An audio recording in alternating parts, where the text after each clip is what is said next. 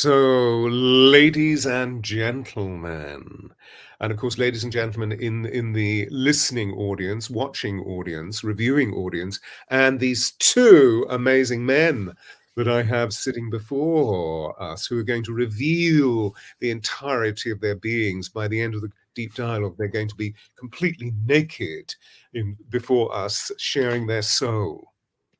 And so who are they? Well, let me just give you, and of course, welcome, both Isaac and Thorald. So welcome. It's a great honor to have you here. I'm speeding ahead because I'm so excited about you being here. I want to get into exchange. So as usual, ladies and gentlemen, I'm just going to give you their bio because it's a fascinating bio. Known as the Brothers Koren, as you see. On our left, we have Isaac. On our right, we have Thorald.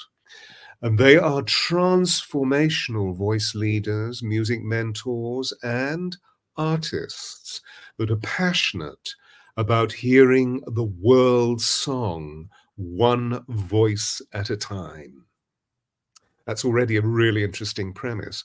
So having performed themselves through their original music to over 1 million and more people, touring with Pink, Coldplay, and Rod Stewart, the brothers now focus on fostering and reclaiming voices from all walks of life, especially with those people who experience vocal shyness or harbor feelings of inability and resistance. The brothers are journeymen guides for those seeking deeper connection and healing with the profound medium of their voice, their music, and their song. Welcome. Thank you, Stuart. Journeymen guides. Could you just give us a quick definition of what you mean by journeymen guides? Well, I think first and foremost, brothers, and what true brothers are a stand for, what brothership actually means, or siblings, where there's a reflective space for someone to see, hear themselves, and recognize the magic. And I think inside guidance is knowing how to hold container space, both being a reverberant and brilliant space that we get to hold up for each other when there's no ulterior motive, no story, no preconceived narrative, or even idea in our minds of who someone is, rather a complete and utter fascination that we'll talk about, that we fall in love with getting to know someone as their brothers. So I think that's really what we mean by journeymen guides. We head out with people into the creative unknown and the expressive unknown without an idea of where we're heading. And so I think that's kind of the deeper context of what we mean by journeymen and guides. Yes, exactly. Yes to all of that. And perhaps we kind of shy away from the word teacher and coach and recognize that everyone's trying to avoid the word journey, but everyone's pathway to reclaiming their sovereign voice, their true, like you say, signature sound, is a journey, a unique journey. Yeah. And by that, we're actually suggesting that it is not something that we catch and fix, but that actually is an expression of the vitality and the wonder of the uncertainty of life, the wisdom of uncertainty. That's what I grasp from what you're sharing with us. And your sovereign voice, which you chose to title this wonderful deep dialogue, can you perhaps give a little illumination on the substance? What a great way of requesting that. To us, sovereignty is found in the journey home into the body, where when we fall back into trust that there's a gravitationally welcoming power down within the middle center of this whole body instrument, as we call it, that there's both power and play awaiting every human being, and that we have this beautiful privilege and opportunity to move back past the noises and the inhibitions and rest back in our power. And our sovereignty, we find, is somewhere in the middle center, somewhere smiling gracefully, waiting for us again.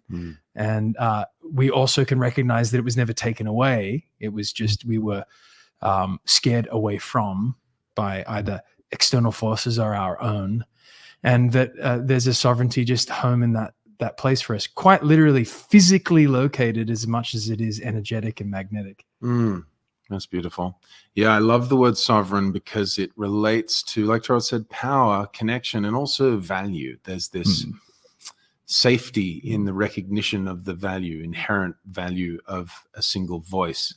And we love creating voice positive or safe spaces around the voice to hold its container or its terms, its boundaries, right? When we have boundaries, then we can have this sovereign voice. And being able to say no is a very sovereign act, for example, for a practical, or saying yes too, you know, is can be scary.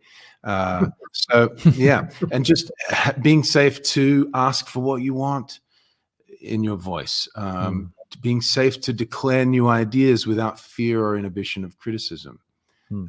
All of these are our sovereign voice. You know, can we speak up at work? Can we speak up in our relationships? Can we listen also? And I know you are tuned into the power of listening, and there's a sovereignty to what we're listening to. Can we uphold that open space so that we can really hear, and then, you know, from listening we can then sound out. You know, we can only really sound out what we can hear. So yes, the sovereign voice is a birthright that perhaps we're often talked out of in these not so voice positive spaces that we, realms that we inhabit. Yeah. I haven't shared this with you before because this is our first time of meeting, but the audience may be quite familiar with this story, but all that you're saying quickens me very deeply. You know, it really startles me in memory of always speaking, always singing, always humming as a child, but saying things that nobody seemed to understand because of being in touch with multidimensional universe and seeing angels, seeing elementals, seeing dead people, etc., etc. And not being able to engage in the doing framework of must read, could not, profoundly dyslexic, and not being able to do basic arithmetic or sums, you know, maths. And so I thought at the age of 8, I thought, this is ridiculous, I'm just going to shut up. So I self-muted for 2 years. I mean, it was a little bit more traumatic than that. Yeah, I shut up for 2 years. And I feel the quality of what you're describing, because I was thinking as you were speaking and describing that our sovereignty is a lifelong experiential. It doesn't begin with adulthood. It begins as soon as we enter into human form, doesn't it? And you both have children who I'm sure are claiming their own particular sovereignty. Oh my gosh. Thanks for reminding me. Yes. Yeah, it is a lifelong journey. There's no question. And I guess in the most linear sense, Stewart, and you would see this with all the beautiful people you get to guide, that if you look at it linearly, we often, well, firstly, it's not a very supportive voice environment. So we could start with that. I would even say it's not too harsh to call the modern world a hostile voice environment. And particularly because of the pressures to fit into a culture that's comparative and competitive. And with that, the entertainment world has a lot to be blamed for and accountable to for that. What we've discovered, though, is that even without that pressure of the world, there's a consistent and constant pressure to not just fit in, but to inhibit and to, with our survival system getting little fractures, to begin to ask, well, how should I put this? How should I say this?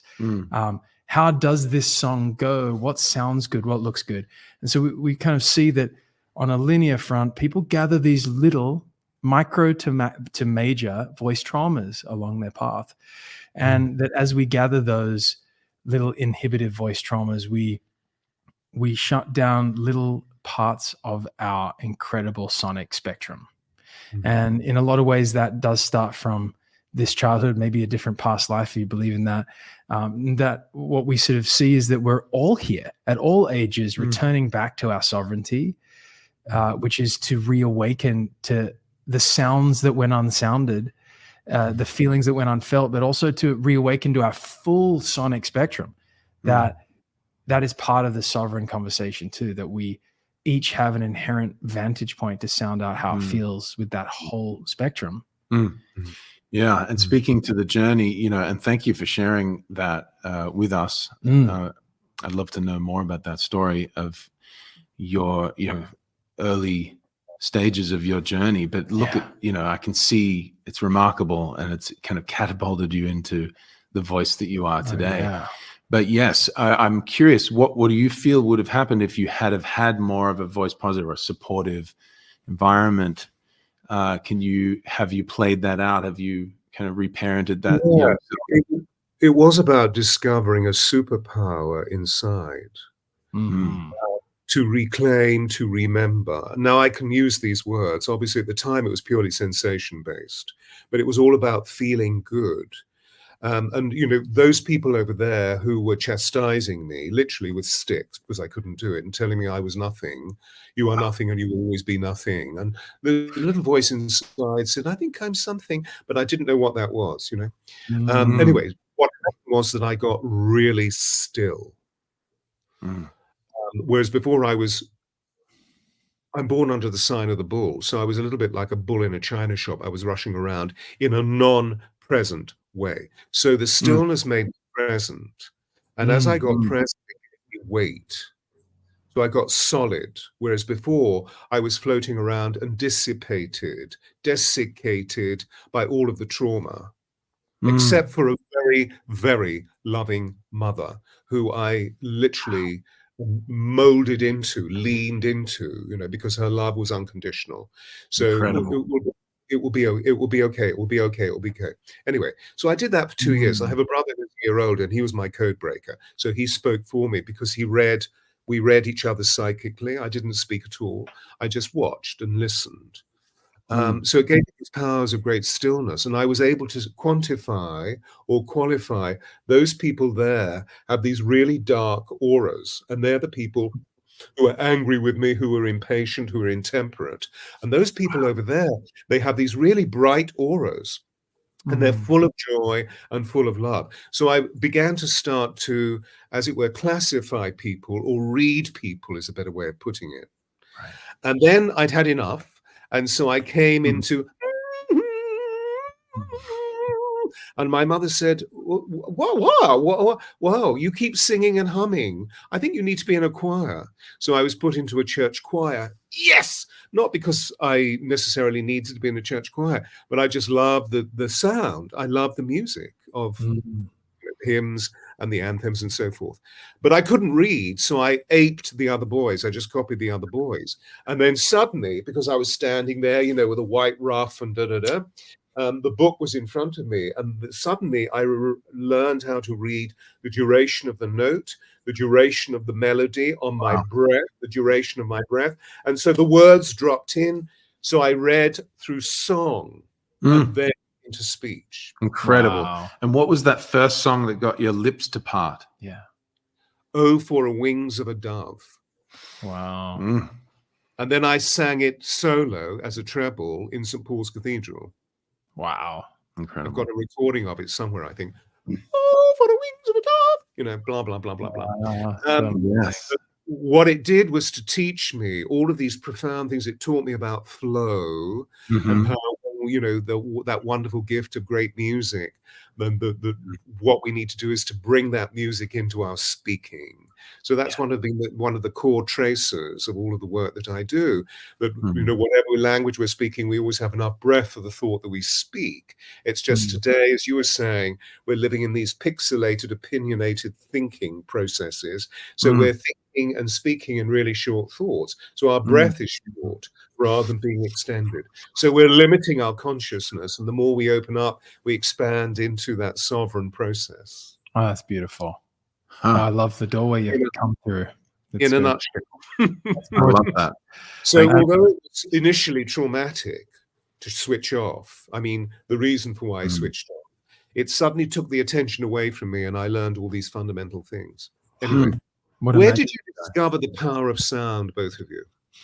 Well, for me, I was always going to be a lawyer. I'm the eldest child, and music and voice and sound hit me over a slow process. But my journey, so to speak, was through, I think, heartbreak, and love has been so far my greatest teacher. And just before one of our shared cataclysms, our mother, beautiful mother, who was, classic rock and roll, hippie mom, met a, well-bred, went to Geelong Grammar, silver spoon, also hippie for a moment, father, and they met in the ashram, a meditation teacher, and out I came, and our mother was in the original Pacific touring cast of Hair, and they were both and still are meditators daily, and that was the kind of upbringing we were from. That everything was cool and everything was, inside. Also, it's kind of how we ended up, knowing that our sovereignty is when we're home in self, not out there studying and mimicking, and comparing. And so, thanks to them, ultimately, culturally, we grew up in that mindset. And but I was gonna kind of follow in the paternal footsteps and do something safe. Give me a position of power like law. I don't know. It was just what I thought. It's what everyone did, right? If you wanted to be successful, you're either a doctor or a lawyer. Choose one, right? Vanilla, chocolate, choose.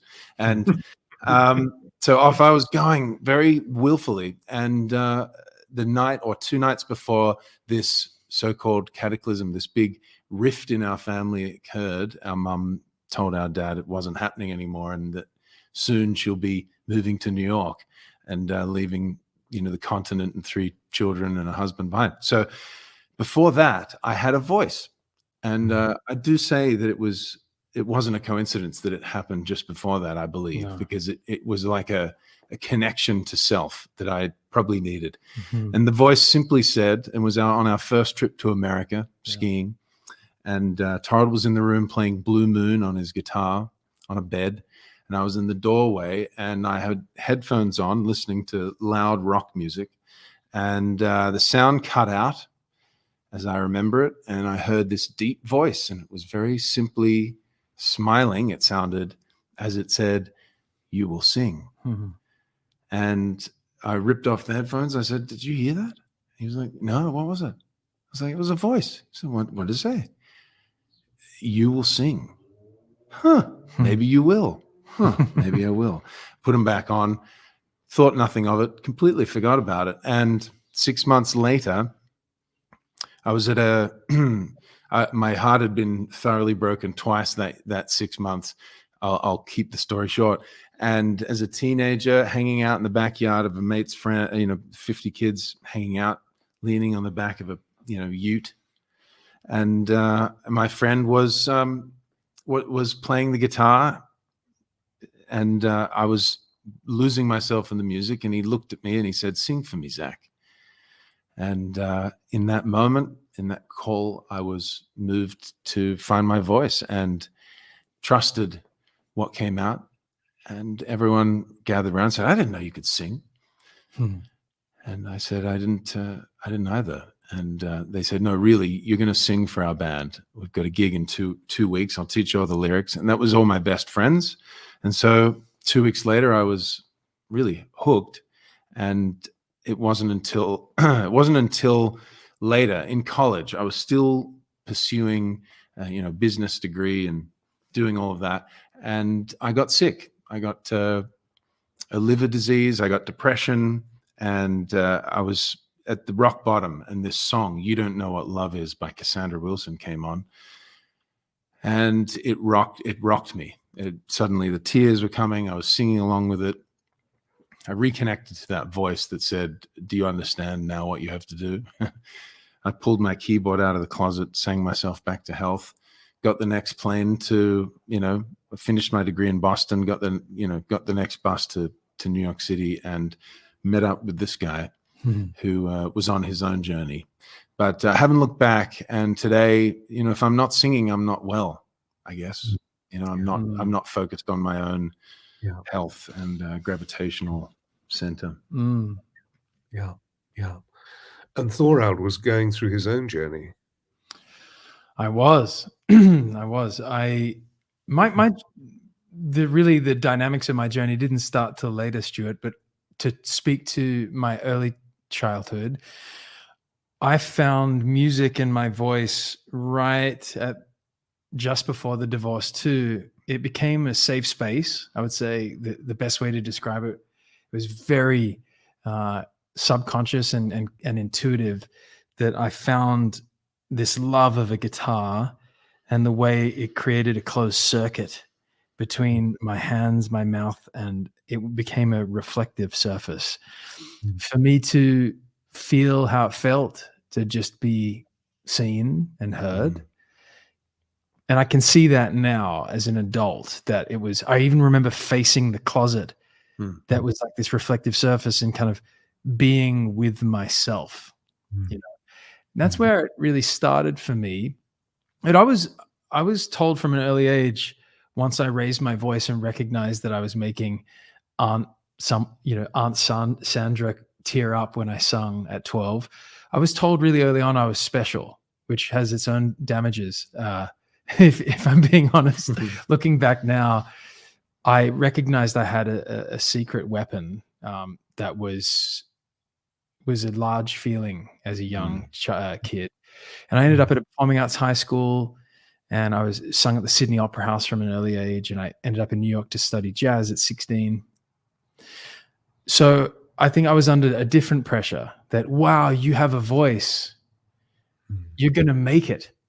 And I think this is the part that I'd love to talk about, because it's such a grand illusion when someone takes something that's a natural gift and has the pressure, the projective pressure that gift you are tasting and feeling must need to be an accolade, a recognition, something that's praised, that money, power, and fame follows.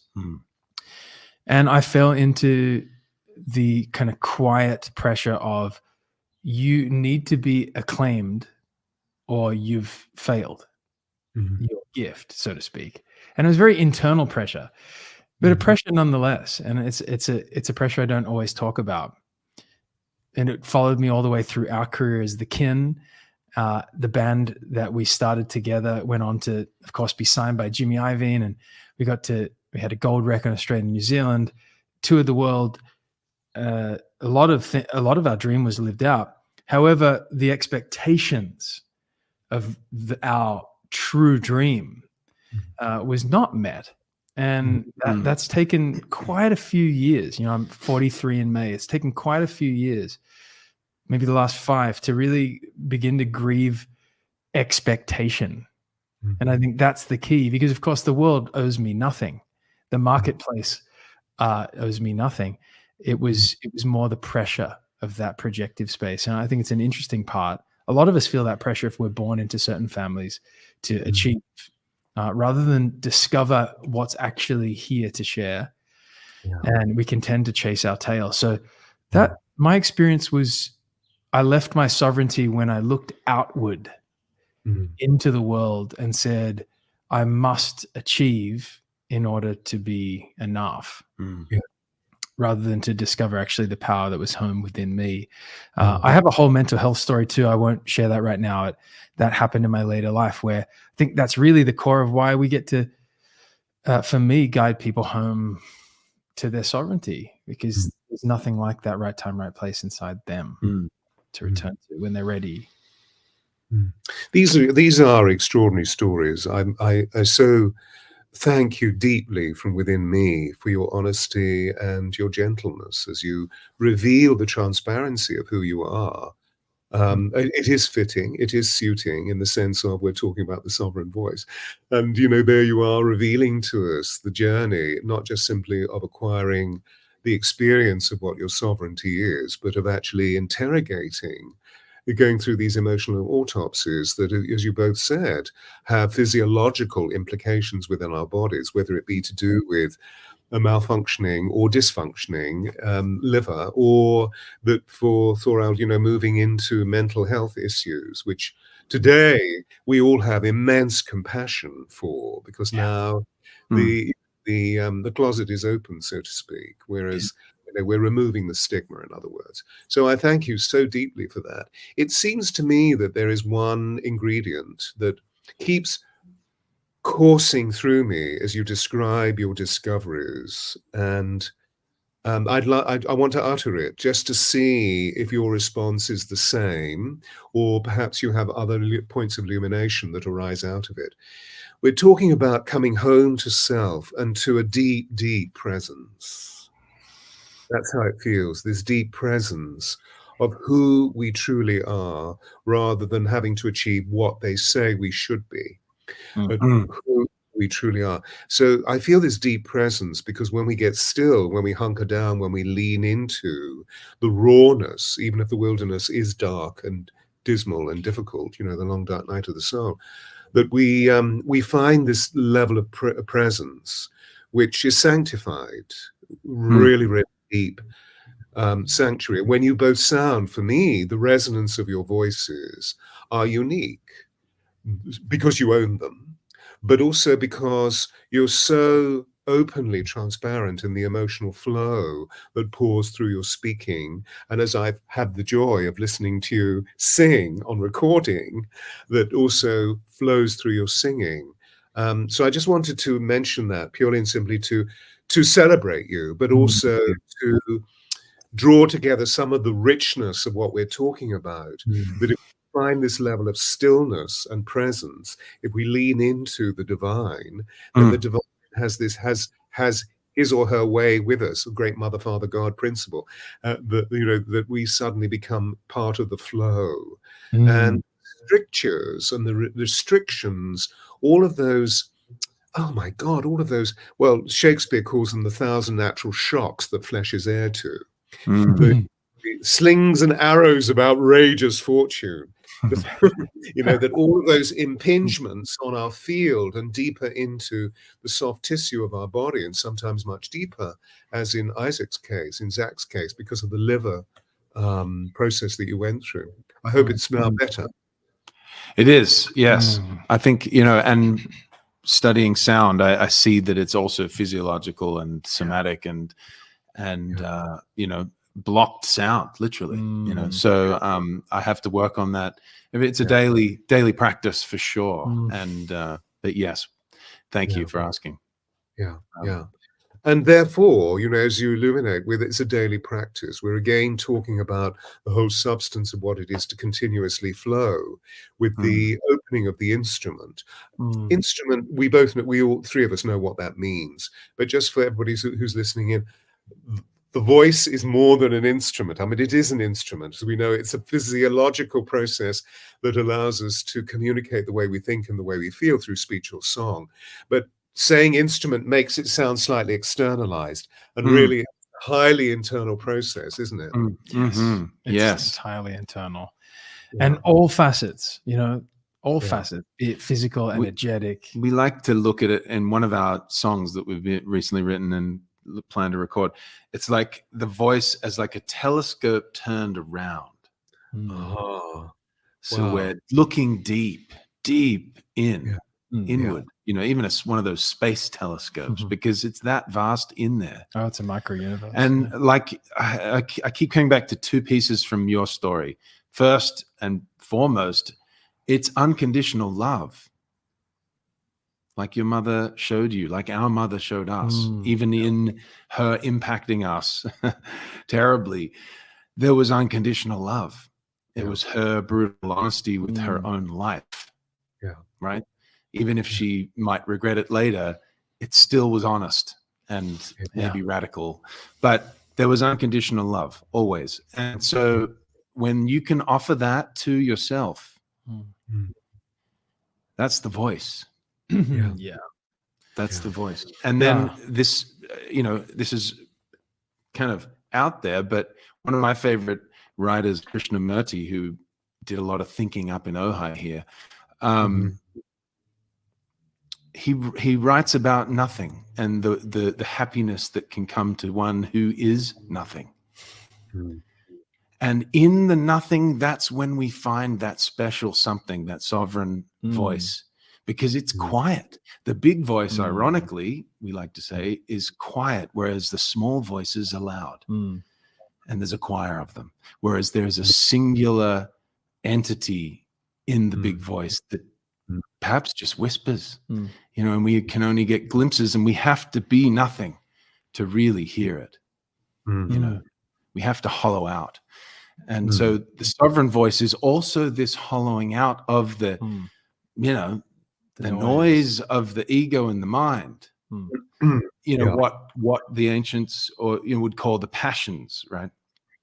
We've confused that a little bit. You know, even the heart has been confused, right? Because they used to see the heart kind of functioning as the passions of the mind. But yeah, these are all kind of metaphors for just energies and sounds that if we're not nothing, we don't get to hear. So yeah, so love. All things return to love. Well, Stewart, I love how you said, you know, for those that are listening, you know, the voice is an instrument. It's even, I feel like it's even simpler than that. And I think what's found in the profoundly simple is simply profound every time. Those two words interchange. And you see it in any mastery. To me, right in that moment of mastery is grace, ease, and power. Both aha and whoa coexist. And what we discover is beyond the noise Isaac's describing, what we call the small voices. You know, a lot of people come to work with us, as they do you, I imagine, and they've lived a life of voice trauma, inhibition, terror around expressing themselves. Is it safe? Is it enough? Is it perfect? Is it all of these things? Are they worthy? We find when someone finds the gumption and the courage to lean back into the body they've been given and to reassociate. And we have this embodied voice scale we created, and it's all about association first. Okay, association back home in the body, this right time, right place that you've been gifted just for now. That this exact amalgamation of universal elements accreted in your mother that became bone, skin, cartilage, connective tissue, tendons, and the like, and that created in the image of a human being that only you could be, with this exact element, to be an instrument to make sound, to sound out how it feels to be you and alive, to transact with survival and thriving, and then an instrument to interface with, to drink in directly the experience of life itself from exact coordinates, just for now. And we know there might be something before or after. We know this to be true. And in this moment, it is very clear that we were designed to resonate, reverberate, and reflect each other and our unique voices.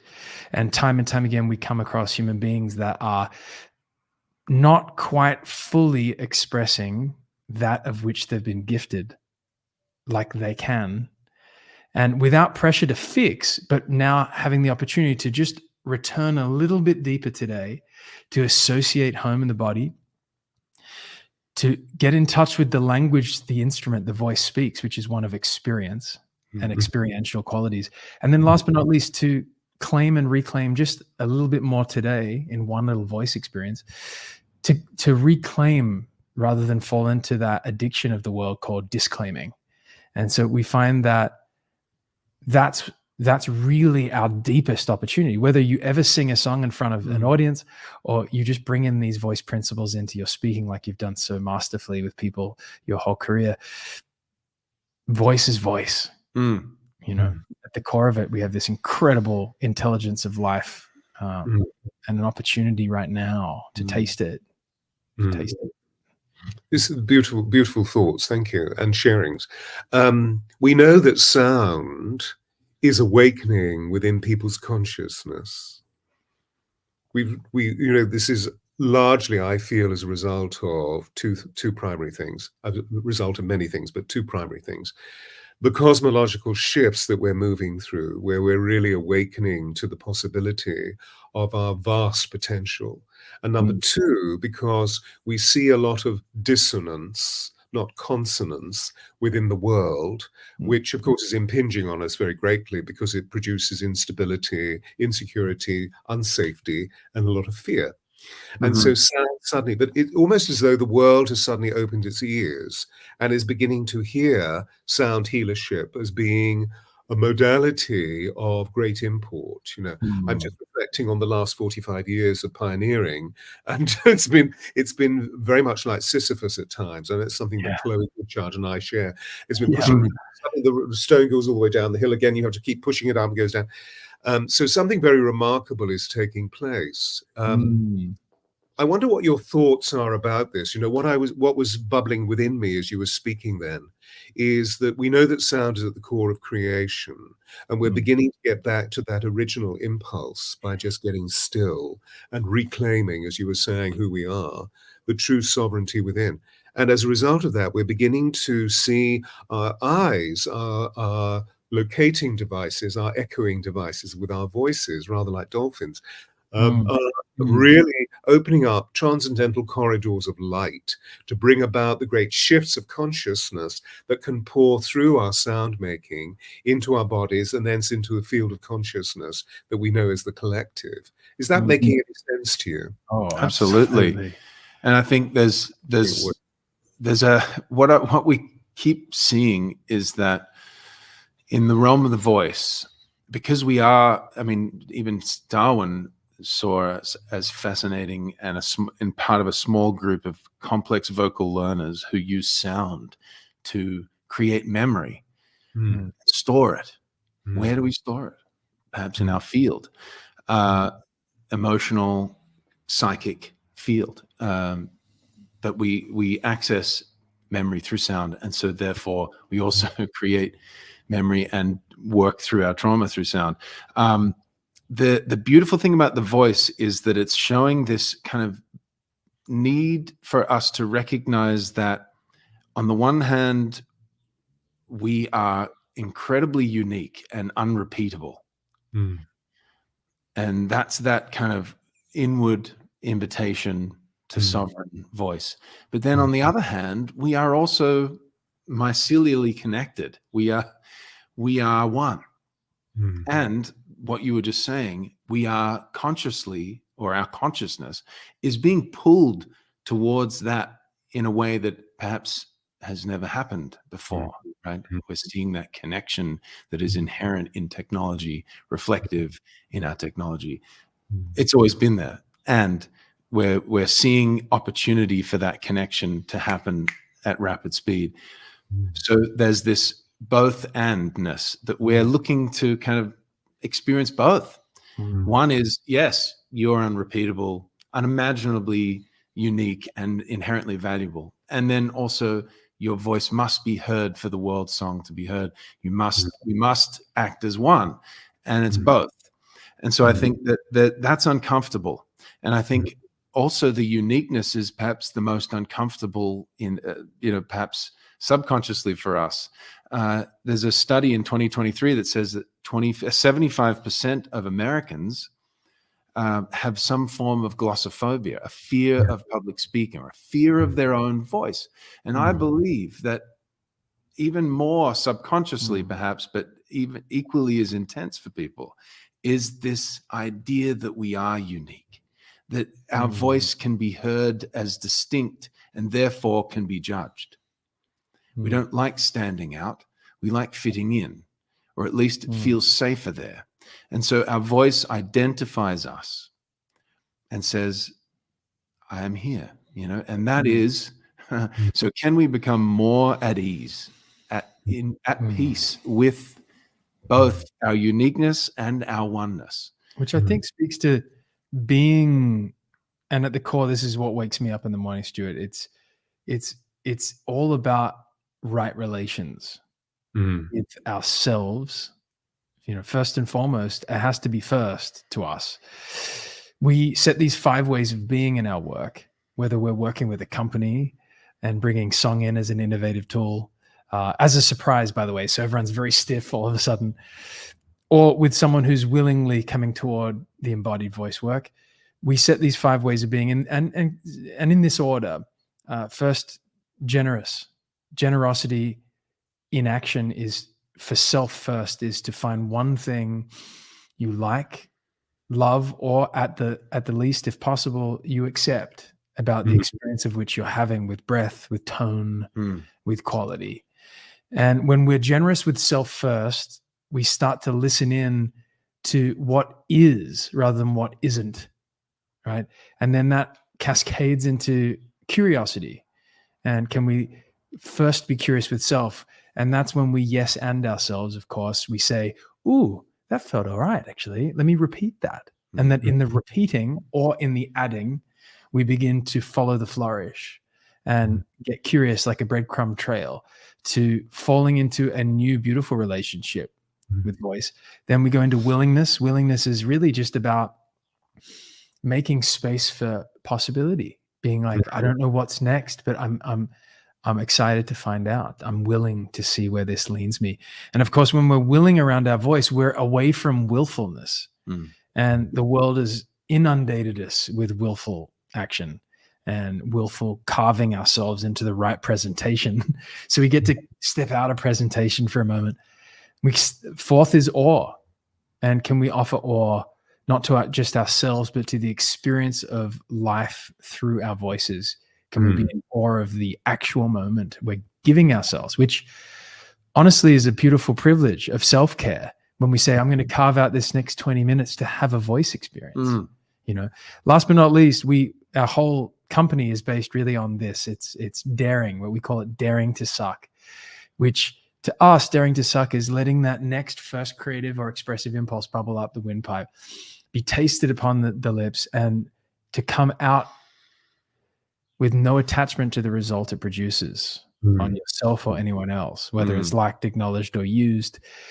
And when these 5 ways of being come together, we find that a human being recognizes they've been in broken relationship or unsupportive relationship with their own voice, and they can see a pathway back to a new best friend.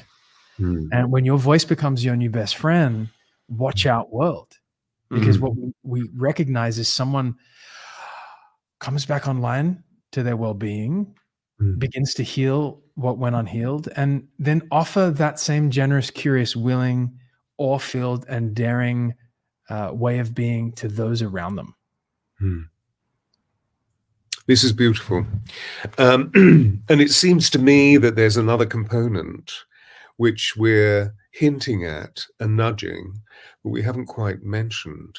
And so I'd love to bring this in. And then I'd love to flash back into the transition between your working professionally as musicians, particularly in those known contexts with those 3 very large musical personalities, and then creating, of course, your own group, the Kin, and then how the transition is made. The other component that we haven't touched into, of course, is that once we can feel a way of organizing the chaos and then moving into the wilderness and just flowing, there is that other aspect of devotion to the divine. And knowing full well that wherever we go into the known religious world, whether it be Hinduism, Buddhism, Christianity, Judaism, or indeed Islam, there is song right at the very core of it. You know, there's a wonderful ancient story which is actually written, I believe, originally by Hafiz, the great poet, the great visionary, who said that God, and of course at that point was he, so we'll say he, she, created a statue of clay in his or her own image and asked the soul to enter the statue of clay. But the soul was free in its own ubiquity. Why would it want to be contained in a statue of clay? And so God asked the angels to sing a seraphic chorus. And the soul was so enchanted, the soul chose to enter the statue of clay. So if this is set, and so began Adam Kadmon. And so if this is so, we have both sound, original sound, so to speak, and the angelic sound within our bodies. And that what we're doing, it seems to me that what we're doing is reclaiming both of those energies, that we are vast beings of huge potential as soon as we get out of our own way and all the points of resistance, which takes time to interpret and determine, and to hopefully work with beautiful people like you who are highly sensitive and wise about moving through the trauma or moving through the points of resistance and then clearing, so that we can actually just simply open our voices to the possibility of the angels singing through us. Yes. Beautiful. Well, I mean, music is truly the language of the angels, the divine language. Such a rare moment on earth. And yes, sound is divinity. Through the voice, divinity gets to know itself, perhaps in many, perhaps the best in a way. I mean, we're biased clearly, but I was thinking before when Thorald was speaking, I saw what is that beautiful what is that fairy tale? Mirror, mirror on the wall, who is the fairest of them all? And the voice can be that mirror that says, you are gorgeous today, right? If we can fall in love and be the divine, experiencing the divine in awe of the divinity and the uniqueness and the remarkableness of the tone, the signature sound, as you say, then it can be that beautiful reflective mirror, that eternal mirror that you can, like Martin Heidegger says, music is 4-dimensional. You can bust out of time all the time, through the sacredness of sound, and be that mirror to the divine in you, in each of us. It's greatness we're seeking that is beyond measure. And I feel like exactly what you're saying, when we can, and you touched on fixing, that we don't need to fix. We're coming out of something's wrong, got to fix it. And that saved my life because I had a critical case of obsessive compulsive disorder. And it was my recognition and then daring die before I die way of being that showed me, actually, there's nothing to fix. There's just something to come home to. And the part of me that's trying to fix, I'm just going to let it be, like the great Beatles song. I'm just going to come back home to my body and risk my life. And I'm going to fall into trust that what wants to be felt and sounded through me will be sounded and felt. And that's exactly where I found that connection to what wanted to sing through me. And we see that now everyone has that opportunity to come home into that connection with the divine where greatness lies. And is it your greatness, or is it just greatness? And I err on the side of the latter, that there's no responsibility to be taken or ownership. In fact, the more and more I get to live this life, Stewart, the more I recognize there's nothing to own. There's no idea that has come through me that's mine, such that I've been a vessel to experience just creativity. And is it greatness? It's just greatness. And we all have that opportunity when we move through the inhibition to begin to be able to hold that again. I love that. Which is everyone's. We want that for everyone. Everyone listening, we want that for you. We want that for you. It's a wonderful point of definition, because we're seeing that really for the last 400 years, the world has been maneuvered into quantification. There you go. And so therefore we feel that we need to own commodity, and that we are all commodities. And if we're not dealing with that on the outside of us, we feel that our dysfunctions are also commodities, etc. And actually what we're talking about is the qualitative. It's, true healing, which isn't about fading or fixing. It's a movement back to wholeness. So we're coming home to ourselves. And this is really what sovereignty is. And of course, the other element that kept percolating through my consciousness earlier is that we're talking about sovereignty, I believe, because we're seeing the king and the queen together as one. So we don't talk about kingship or queenship. We talk about sovereignty. I love that. Absolutely. And I was thinking when Thorald was talking about that we don't own it. You know, the Queen and the King. You know, the royalty is in the crown, not in the person. And so, in a way, that's what the voice does. If we're in our sovereign voice, we are acknowledging that the magic is flowing through us. We don't own the magic. Yeah. And that was actually the singular degree that sort of triggered with Diana when I worked with her for the last 2 years of her life, you know, because she hadn't found her voice, as we know. And through those 2 years, we found her voice. And that's when she discovered her power. Ironically, within that context, you know, it was finding that actually we moved beyond just sovereignty into the magic of her superheroine status, and that it was purely transcendental, because her devotion was that she knew that something happened when she walked into a room, not in the egoic point of view of attracting attention, but that she radiated a force that magnetized people to her. And so we worked on what does that mean, and how did it facilitate that extra part of healing that she needed to go through, which had been suppressed. Yeah. You are nothing. You're as thick as two short planks, whatever, all that stuff that darling Diana had to deal with. And then, of course, she whisked away really quickly.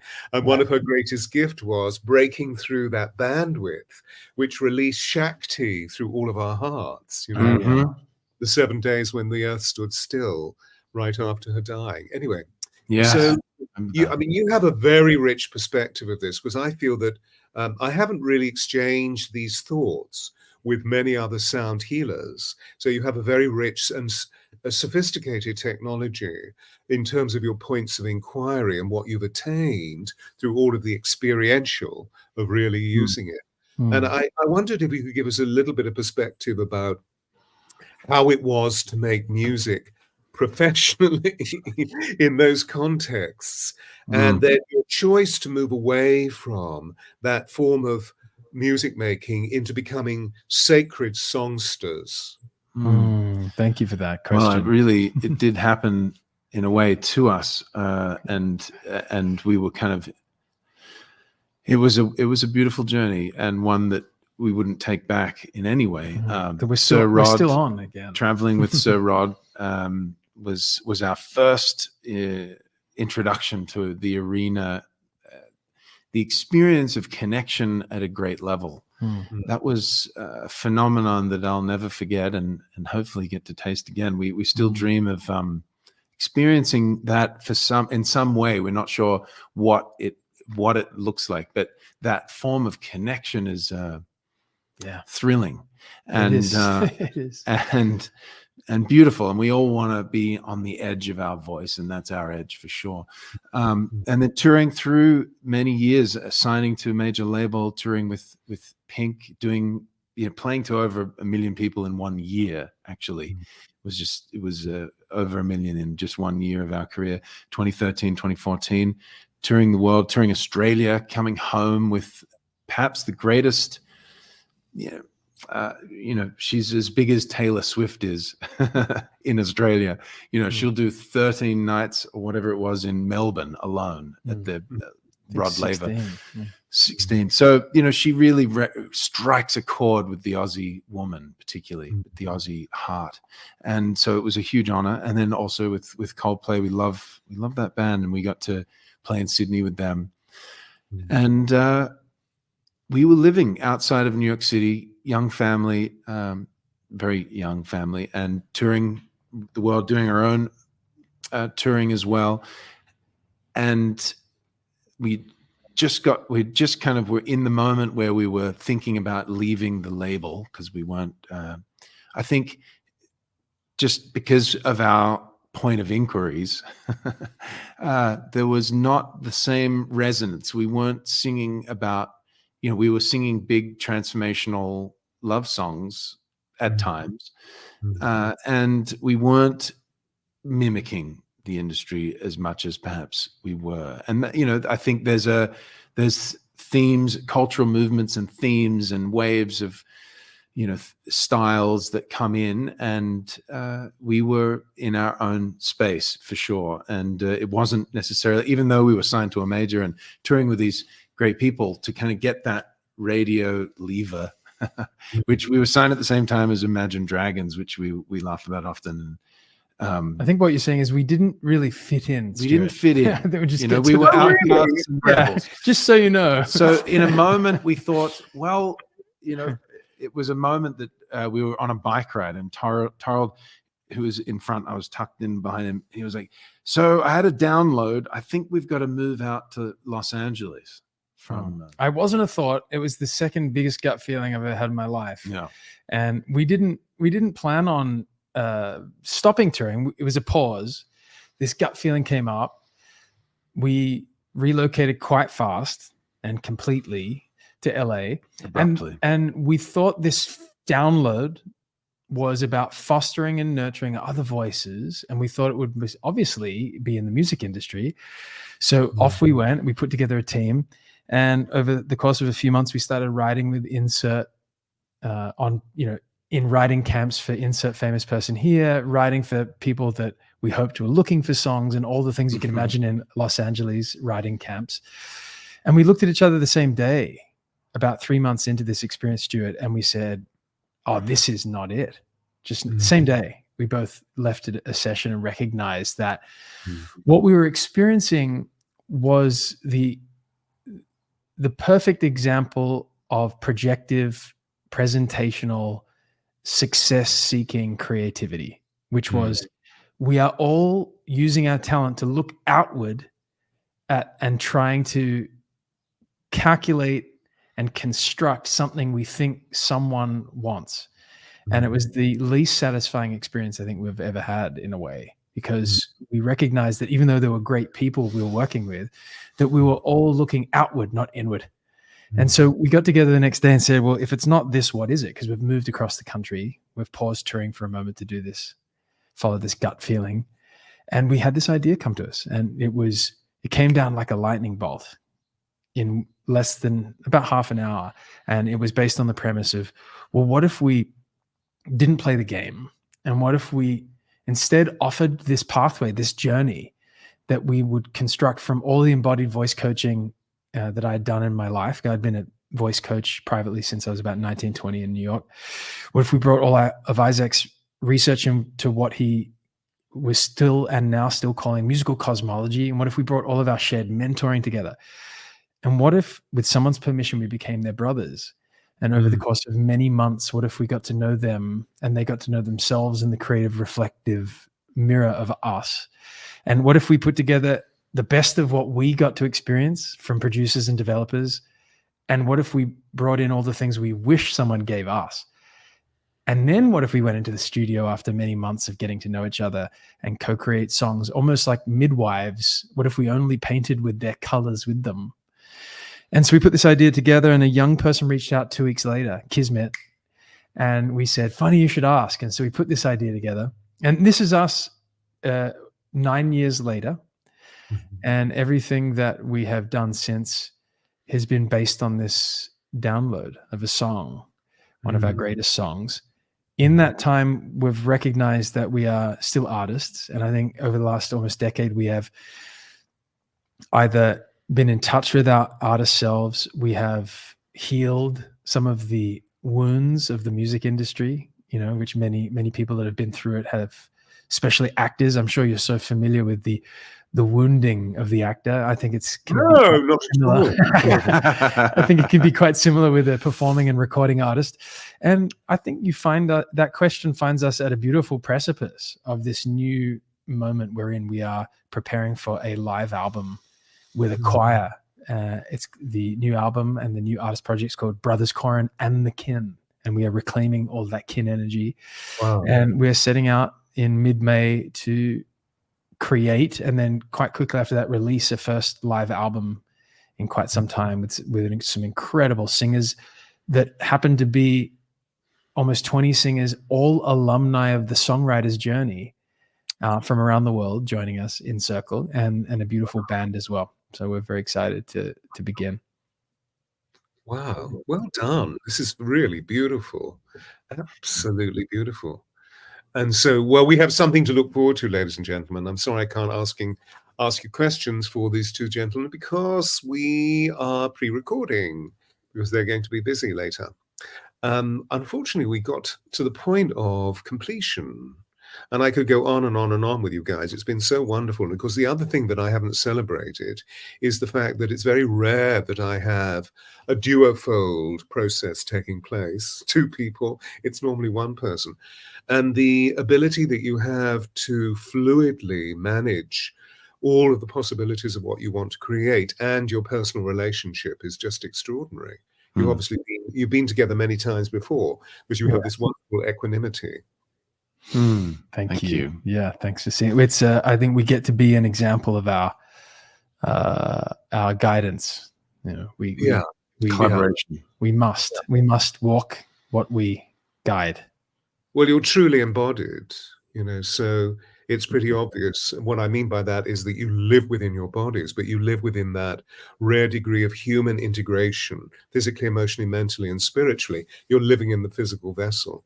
In the beginning was the Word, and the Word was made flesh and dwelt among us, full of grace and truth.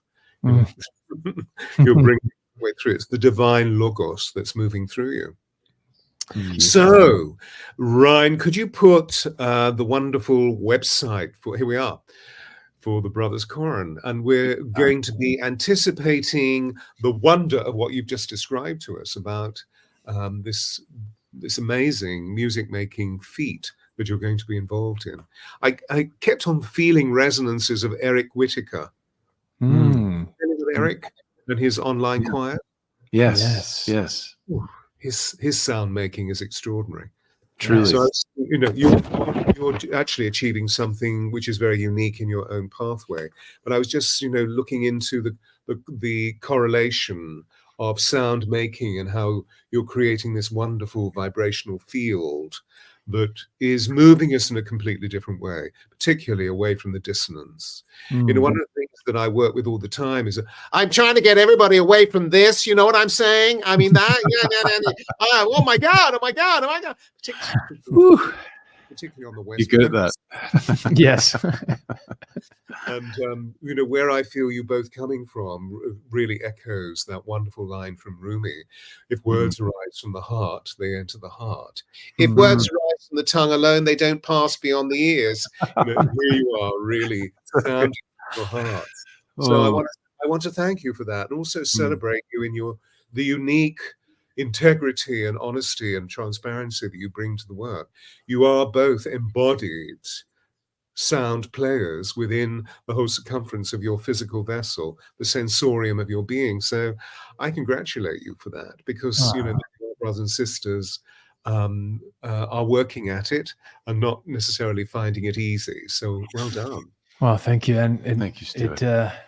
It is not easy and so well worth it, isn't it? And we encourage all listening to continue just diving home, you know, and getting back in touch. And Stewart, it's such an honor to be in space with you, and you're just such an emanation of resonance, and it's such a joy. You're sound healing just by being in your presence. So thank you for your beautiful invitation to sit and be in song together. Beautiful counsel. Thank you, Stewart. It's a great pleasure, and bless you for saying those words.